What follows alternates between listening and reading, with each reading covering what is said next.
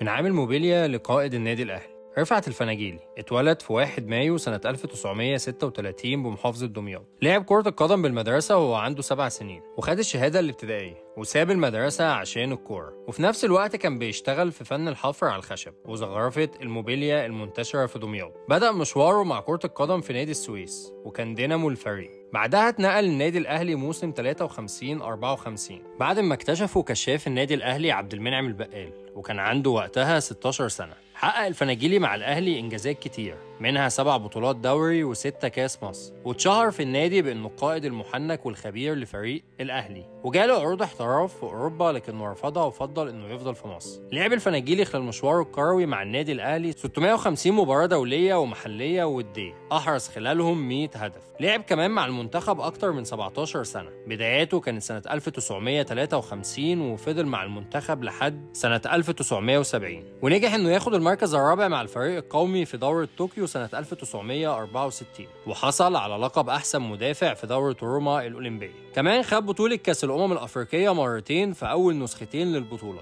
وفي سنة 1967 اعتزل واشتغل بالتدريب في نادي دمياط كذا موسم، ولكن الإمكانيات المادية ما خليتوش يحقق إنجازات مع النادي. اتوفى الفناجيلي في 23 يونيو سنة 2004. ودي كانت قصة النهاردة من اسمك مش غريب.